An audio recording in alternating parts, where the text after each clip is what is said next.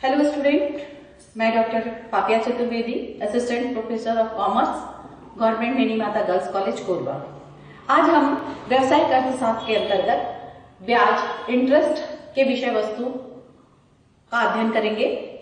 ब्याज राष्ट्रीय आय का वह भाग जो पूंजी की सेवाओं के बदले में पूंजीपति को दिया जाता है, या दूसरे शब्द में अगर हम कहें, पूंजी का वह पुरस्कार है जिसको ऋणदाता को ऋणी द्वारा ऋणदाता के पूंजी के उत्पादक शक्ति, उसके आत्म त्याग, संयम और प्रतिरक्षा के बदले दिया जाता है। तो ब्याज दो प्रकार के होते हैं, एक होता है शुद्ध ब्याज और दूसरा होता है कुल ब्याज। शुद्ध ब्याज जिसे हमें नेट इंटरेस्ट कहते हैं, और दूसरा जो होता है जिसको हम लोग कुल ब्याज के भी कहते हैं। शुद्ध ब्याज जो भुगतान केवल मुद्रा के प्रयोग के लिए दिया जाता है उसे शुद्ध ब्याज कहते हैं। लेकिन कुल ब्याज में शुद्ध ब्याज के अतिरिक्त जोखिम का पुरस्कार, प्रबंध लागत और असुविधाओं का प्रतिफल को भी सम्मिलित किया जाता है। इसका मतलब आप देखिए, जोखिम का जो पुरस्कार, जोखिम क्या?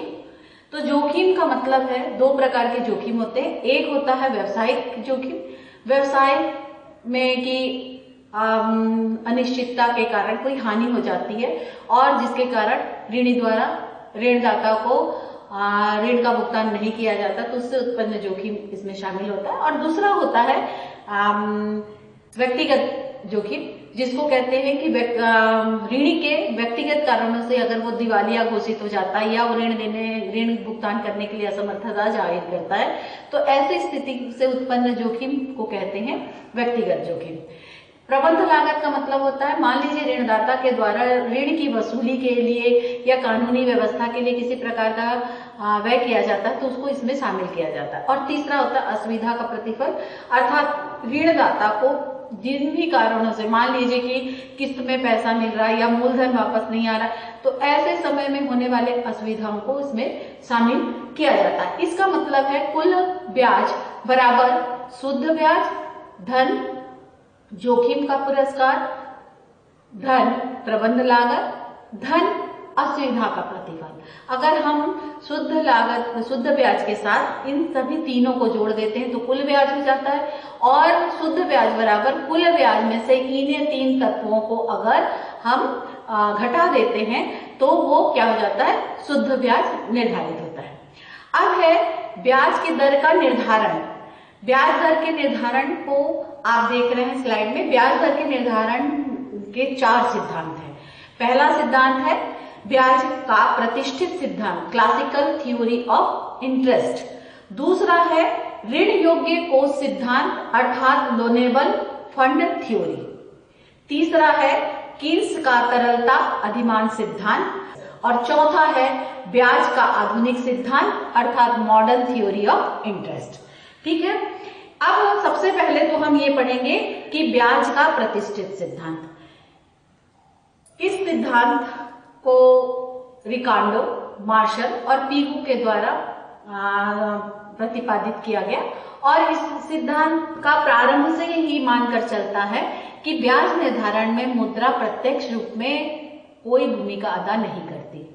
इसमें ब्याज का निर्धारण उत्पादकता और मितव्ययता जैसे वास्तविक तत्व शामिल होते हैं। इसलिए इस सिद्धांत को वास्तविक सिद्धांत के नाम से भी जानते हैं। तो मुद्रा के मांग और पूर्ति दोनों जहां पर जिस बिंदु पर बराबर होती हैं, वही ब्याज दर का निर्धारण होता है। तो सबसे पहले जो है वो पूंजी विनियोग की मांग, डिमांड ऑफ कैपिटल इंटरेस्ट। पूंजी की मांग पूंजी की उत्पादकता के कारण होता है, किंतु अधिकाधिक पूंजी के प्रयोग से उत्तरोत्तर इसकी उत्पादकता कम होने लगती है, और एक ऐसी इकाई आती है जहां पर ब्याज का दर जो है उसकी उत्पत्ति के कीमत के बराबर हो जाती है। तो पूंजी के इस इकाई के उत्पादन को सीमांत उत्पादन कहते हैं। प्रत्येक उत्पादक जो है वह चाहता है, वह उस बिंदु पर, उस इकाई पर विनियोग करना चाहता है जहां पर सीमांत उत्पादन पूंजी दर के बराबर हो जाए। इसका मतलब है कि पूंजी ब्याज की दर यदि ऊंची होती है तो मांग, पूंजी की जो मांग है या विनियोग की मांग वो कम होगी, और जहां पर ब्याज दर कम होगी तो वहां पर पूंजी की मांग या विनियोग वह अधिक हो जाएगी। इसका मतलब ये दोनों में विपरीत संबंध है। इसीलिए अब हम देखिए चित्र में आपको दिख रहा है कि एक OX OY ये है पूंजी, ये जो स्थिति है वो पूंजी की मात्रा को बता रहा है, और ये है ब्याज दर। अब इसमें BD जो है वो है, उसे कहेंगे विनियोग वक्र। अब देखिए यहां पर इसकी ढाल जो है वह बाईं ओर से दाहिनी ओर नीचे, अर्थात ब्याज दर की वृद्धि के साथ मांग, उसकी मांग कम हो जाती है और ब्याज दर की कम के साथ उसकी मांग बढ़ जाती है। ये यहां पर हमने समझा। दूसरा है, इसके बाद है पूंजी बचत। ठीक है, पूंजी की बचत, अब उसको भी हम समझेंगे। देखिए पूंजी बचत की मात्रा को प्रभावित करने वाले बहुत सारे तत्व हैं। जैसे मान लीजिए कि लोगों की आय, उनका जीवन स्तर, दूरदर्शिता और ब्याज का दर। लेकिन बचत को प्रभावित करने के लिए, बचत की मात्रा को प्रभावित करने के लिए उसमें ब्याज दर जो है वह महत्वपूर्ण भूमिका अदा करती है। इसके अनुसार जैसे जैसे पूंजी ब्याज की दर ऊंची होगी तो वैसे वैसे बचत की मात्रा या पूंजी की पूर्ति अधिक होगी, लोग अधिक से अधिक बचत करेंगे। और जैसे जैसे ब्याज की दर कम होगी तो उसकी बचत की मात्रा कम हो जाएगी। इसका मतलब है ब्याज दर और पूंजी बचत में या पूंजी की पूर्ति में धनात्मक क्रियात्मक संबंध होते हैं, जिसके कारण इनका जो ढाल है, अगर हम आप उसमें वक्र दिया हुआ है, आप स्लाइड में देखिए और साथ में इसको भी देखिए। यहां पर ये दिया हुआ है, ये पूंजी की मात्रा, ये है ब्याज दर। तो जब हम सब पूंजी की बचत या पूर्ति कहते हैं, ये एसेट, ये जो है बचत या पूंजी पूर्ति, इसका मांग ये आप देख रहे हैं बाईं ओर से ऊपर दाहिनी ओर उठ रही है। इसका मतलब दर में वृद्धि के साथ साथ वो बचत में भी वृद्धि होती है। तो इससे स्पष्ट होता है कि इनका संबंध जो है धनात्मक रहती है। अब है ब्याज दर का निर्धारण। इस सिद्धांत के अनुसार अगर हम देखते हैं, हम देखेंगे यहाँ पर, आप उसमें स्लाइड की रेखा चित्र में भी देख लीजिए, और इसके साथ ही हम जिस प्रकार बताए कि डिमांड इस तरीके से होता है, इसका मतलब है कि जिस बिंदु पर दोनों बराबर होते हैं, अर्थात पूर्ति और ये पी बिंदु, ये डी बिंदु, ये डी रेखा, विनियोग वक्र, ये है बचत मात्रा वक्र। तो ये जो काटी जा रही है वो पी बिंदु पर, तो ब्याज की दर का निर्धारण इस बिंदु पर होगा, अर्थात दोनों जहां पर बराबर होंगे। इस अनुसार हम देखते हैं कि ये सिद्धांत की कुछ आलोचनाएं भी होती हैं।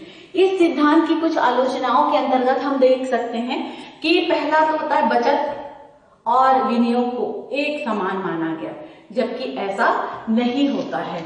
क्योंकि दोनों में बचत स्वयं विनियोग को संतुलित करता है। इसमें कहा गया कि दोनों को क्या ब्याज के आधार पर संतुलन बताया गया, जो कि सही नहीं है।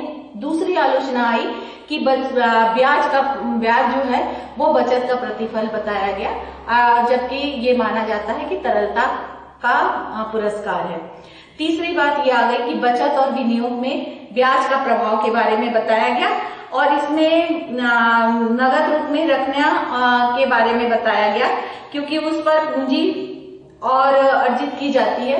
तो बचत और विनियोग पर ब्याज का ही प्रभाव होता है, ऐसा नहीं, उसकी उत्पादकता पर को भी प्रभावित करती है, क्योंकि ब्याज का निर्धारण पूंजी की जो उत्पादकता है उस पर होती है। चौथा है मुद्रा की मात्रा, और पांचवा है साख मुद्रा। इन दोनों पर इस सिद्धांत में कोई भी प्रकाश नहीं डाला गया। ये इसकी आलोचना है। दूसरा सिद्धांत हम पढ़ेंगे ऋण योग्य कोष सिद्धांत, जिसे हम कहते हैं loanable fund theory of interest. यह सिद्धांत स्विस अर्थशास्त्री रॉबर्टसन, पीटरसन आदि के द्वारा दिया गया। इस सिद्धांत के अनुसार ये ब्याज का निर्धारण में मुद्रा की मौद्रिक अर्थात जैसे मुद्रा संचय, मुद्रा असंचय, बैंक, साख आदि को शामिल किया गया, और उसके बाद स्वाभाविक अर्थात वास्तविक तत्वों को भी इसमें शामिल किया गया है, जैसे कि मान लीजिए प्रतिफल, या प्रतिफल के अतिरिक्त अगर हम देखें उत्पादकता, बचत आदि को भी शामिल किया गया। इसका मतलब है मौद्रिक के साथ साथ वास्तविक तत्वों को शामिल करते हुए यह ब्याज का दर निर्धारण किया जाता है। ब्याज का निर्धारण में ये कहा गया है कि इस सिद्धांत में ऋण योग्य कोष, वह ऋण योग्य कोष की मांग और पूर्ति पर ही, जहां दोनों बराबर होंगे वहीं पर निर्धारित होगी। तो सबसे पहला जो है वो हम अध्ययन करेंगे ऋण मांग कोष। तो ऋण मांग कोष 3 बातों पर आधारित होती है। पहला होता है विनियोग, जिसको कहते हैं इन्वेस्टमेंट, अर्थात जब विनियोग के लिए मांग किया जाए तो ब्याज का दर यदि ऊंचा होगा तो विनियोग की मांग का दर कम हो जाएगा। इनमें विपरीत संबंध होता है। ठीक इसके विपरीत ही यदि ब्याज दर कम होगा तो विनियोग की मांग बढ़ जाएगी। दूसरा प्रभावित करने वाला तत्व है उपभोक्ता के द्वारा मांग। विनियोग ऋण कोष को उपभोक्ता की मांग भी प्रभावित करती है। कभी कभी ऐसा होता है कि उपभोक्ता कुछ स्थायी वस्तु में, जैसे कार खरीदना, मोटरसाइकिल खरीदना या भवन खरीदना, तो इस पर क्या करता है, अपनी आय से भी अधिक व्यय करने के लिए तैयार होता है। तो उस स्थिति में ऋण कोष मांग की स्थिति बन जाती है। तीसरा है संचय। तो संचय का भी ब्याज की दर पर विपरीत संबंध होता है। जैसे जैसे ब्याज दर बढ़ेगा तो संचय कम होगा, और जैसे जैसे ब्याज दर कम होगा संचय अधिक होगा। तो इन 3 बिंदुओं पर ऋण कोष की मांग निर्भर करती है। अगला हम देखेंगे ऋण कोष के पूर्ति। तो ऋण कोष की पूर्ति को, जब ऋण कोष की पूर्ति हम बचत, बैंक, साख, अपसंचय और अविनियोग, ये 4 तत्व हैं जो प्रभावित करती है। अब देखिए कि बचत का मतलब होता है, बचत उधार के देय कोषों का प्रमुख स्रोत है। ठीक है, और इसके अंतर्गत हम देखते हैं कि जैसे व्यक्ति को ब्याज दर अधिक होगा तो उसमें बचत करने की बचत अधिक करेगा, और जैसे जैसे ब्याज दर कम होगा वो वह बचत करना कम कर देता है। तो इनमें ब्याज दर और बचत में एक साथ धनात्मक संबंध होते हैं। बैंक साख भी कभी उन ऊंची ब्याज दर पर ऋण देना पसंद करती है, और जिसके कारण इसका भी सापेक्षिक संबंध होता है। और तीसरा है कि अपसंग्रह अर्थात भूतकाल की संचित चीजों को भी बैंक के साथ उसमें क्या करता है, वह विनियोग करना चाहता है, जिसको अपसंचय कहते हैं। और इसका भी संबंध ऋण कोष की पूर्ति को प्रभावित करता है। और चौथा अंतिम है अविनियोग, अर्थात जिसमें ऋण योग कोष को चौथा जो साधन है वह उसका है अविनियोग, अर्थात इसका अभिप्राय यह है कि मशीन जैसे घिसने लगता है या उसकी सुरक्षा के लिए, भविष्य के लिए वो एक निश्चित दर से उसकी कोष को सुरक्षित रखता है, रिजर्व रखता है और उसे ब्याज के रूप में दे देता है। तो इस तरीके से ये ऋण कोष की पूर्ति के लिए ये 4 स्रोत ऐसे हैं, ये 4 तत्व हैं जिनके माध्यम से कोष प्रभावित होती है।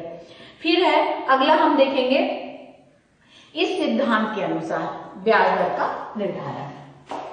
जैसे आप देख रहे हैं, इसमें भी आप स्पष्ट देखिए, इस रेखा चित्र में, स्लाइड के रेखा चित्र में देखिए, आपको ऋण कोष की मांग के 3 वक्र हैं, जिनका ढलान बाएं से दाएं की ओर जाता है। 3 वक्र है, एच, डीएस और आर। एच का मतलब है संचय, डीएस का मतलब है डिमांड ऑफ कंज्यूमर और आई का मतलब है इन्वेस्टमेंट। इसी प्रकार से सप्लाई के लिए भी ऋण कोष की पूर्ति के लिए 4 वक्र दिया गया है, जिसमें हमने चारों स्रोत को पढ़ा। वह 4 स्रोत है डीएच अर्थात अविनियोग, दीवार अर्थात अपसंचय, एस सेविंग और बीएम अर्थात बैंक साख।